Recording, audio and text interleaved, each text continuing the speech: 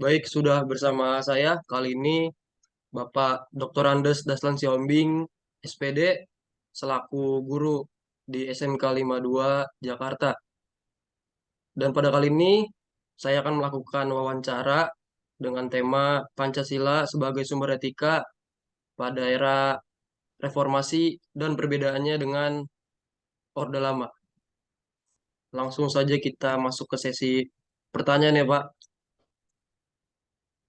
Ya, Baik, yang pertama, apa perbedaan Pancasila sebagai sumber etika pada Orde Lama dan di era reformasi sekarang?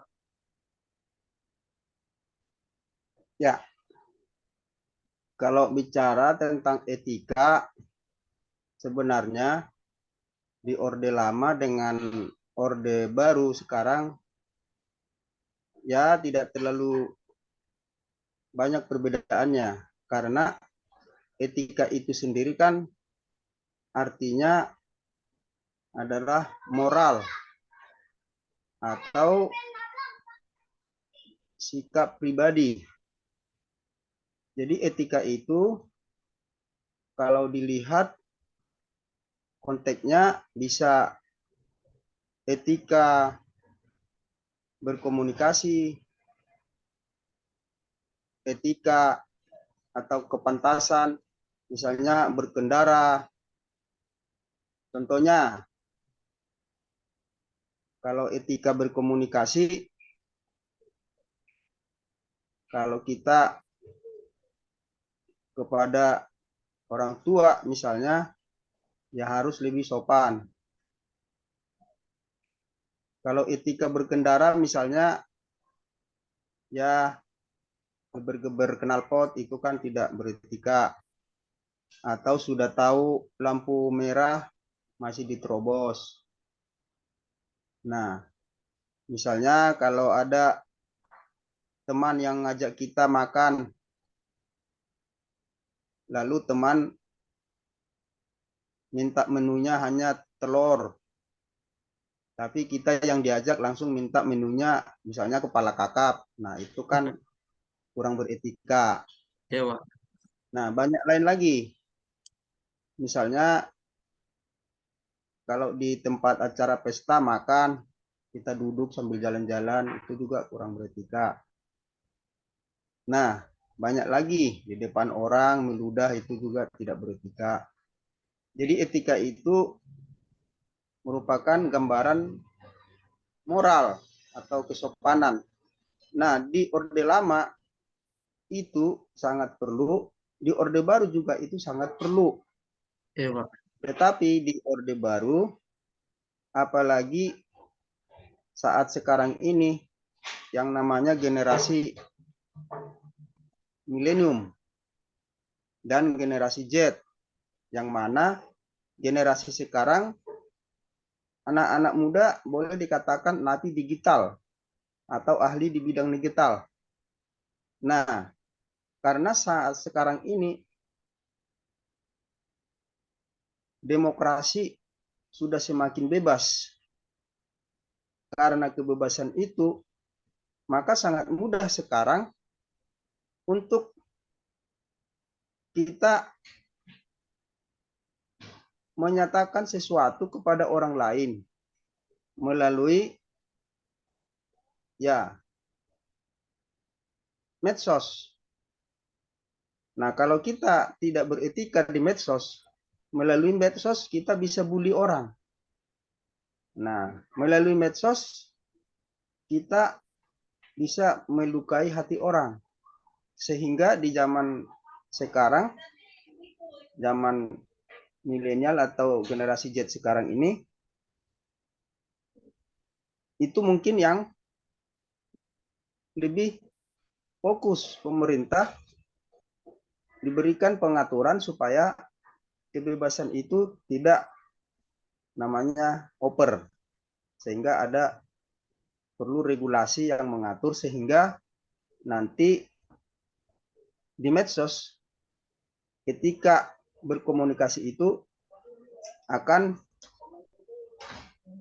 bisa semuanya baik, tidak merugikan orang lain. Jadi sekarang ini etika dikenai dengan pelanggaran TIK itu atau pelanggaran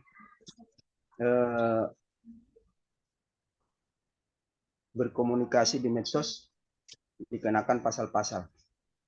Jadi pada dasarnya kalau ditanya perbedaan etika zaman Orde Lama dengan Orde Baru, ya etika itu sendiri kan artinya adalah norma-norma kesopanan, kepantasan, kelayakan yang di Orde Lama itu perlu dan di Orde Baru juga itu perlu. Hanya saja karena sekarang zaman teknologi agak diperketat Terbiaskan ya, Pak. terutama etika bermedsos supaya jangan sampai kesannya nanti merugikan orang, menyinggung orang, menyakiti orang, membuli orang. Iya, Mungkin itu Pak. saja yang bisa saya sampaikan. Mungkin ada Baik, Pak. lagi yang mau ditanya. Untuk pertanyaan kedua, Pak, atau terakhir, bagaimana bangsa Indonesia tanpa Pancasila sebagai ideologi negara, menurut Bapak? Ya, jadi Pancasila itu sendiri kan nilai-nilai yang terkandung di dalam Pancasila itu digali dari budaya setiap suku yang ada di bangsa kita. Nah, contohnya nilai-nilai kegotong royongan, keadilan, kejujuran, saling membantu, saling memaafkan, saling berbuat keadilan. Itu semua adalah nilai-nilai yang hidup di tengah-tengah berbagai suku atau budaya yang ada di bangsa kita.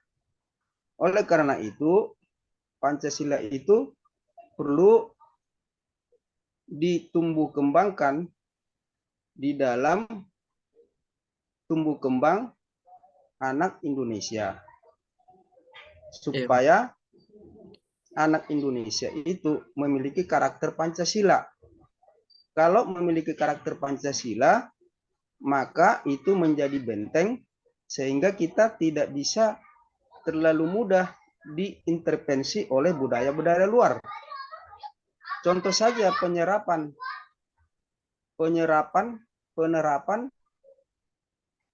praktek Pancasila itu untuk kalangan keluarga misalnya, di keluarga pembentuk karakter, contohnya orang tua ngajarin anaknya berdua, ngajarin anaknya misalnya tidak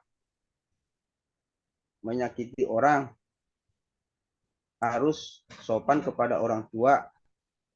Kalau ada memberikan sesuatu, diajarin mengucapkan terima kasih. Itu adalah karakter kebaikan yang ditanamkan di tengah keluarga. Nah, karakter itu kalau anak sudah tahu di keluarga, maka dia tidak gampang diintervensi oleh budaya luar. Kita tahu budaya luar, kalau di Indonesia saling bertemu salaman. Kalau budaya luar, ya belum tentu bersalaman. Iya, Pak. Kalau Indonesia bersalaman pakai tangan kanan. Kalau di Amerika bersalaman tangan kiri. Jadi kalau di Indonesia bersalaman tangan kiri itu dianggap aneh. Iya, Pak. Nah, jadi karakter Pancasila perlu ditanamkan di anak-anak Indonesia supaya anak Indonesia memiliki cinta terhadap bangsanya yang pada akhirnya nanti tidak mudah dirongrong oleh bangsa luar. Jadi pembentukan karakter Pancasila, karena Pancasila itu adalah nilai-nilai yang hidup di seluruh tradisi atau budaya bangsa yang ada di Indonesia ini. Yaitu tadi yang Bapak bilang tadi, yaitu saling bergotong royong, ya kan? Beribadah, bertoleransi, saling membantu. Nah, makanya sekarang di pendidikan sekarang ada di kurikulum Merdeka sekarang ada pendidikan Pancasila yang sekarang di apa namanya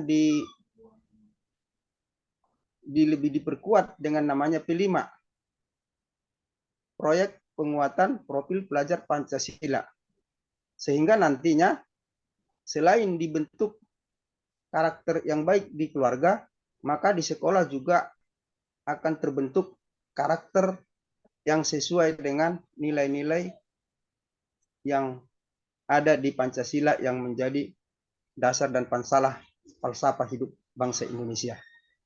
Jadi itu kalau ditanya sumber Pancasila itu digali dari tradisi bangsa Indonesia. Lalu kenapa penting untuk ditanamkan di hati anak Indonesia supaya terbentuk karakter yang kuat sehingga tidak bisa diintervensi oleh budaya luar. Mungkin itu yang bisa Bapak sampaikan. Baik, terima kasih Bapak atas jawabannya. Jadi kesimpulan wawancara pada hari ini adalah yang pertama yaitu perbedaan Pancasila sebagai sumber etika pada Orde Lama dan era reformasi itu tidaklah jauh signifikan ya Pak, karena tetap Pancasila itu dibutuhkan dan juga eh, Perbedaan hanya etika. saja sekarang terbiaskan dengan teknologi-teknologi maju yang ada pada zaman ini. Dan juga yang Ya, kedua, seberapa penting Pancasila untuk Indonesia itu sangat penting karena setiap anak muda dan setiap orang yang ada di Indonesia butuh batasan dari besarnya kebebasan agar tetap bisa berjalan di norma yang baik dan tidak terbiaskan dengan eh, pengaruh-pengaruh kultur dari Barat. Kurang lebih seperti itu ya, Pak. ya benar. Baik, terima kasih ya, Pak, atas wawancaranya pada hari ini. Terima kasih, Pak. Ya, sama-sama.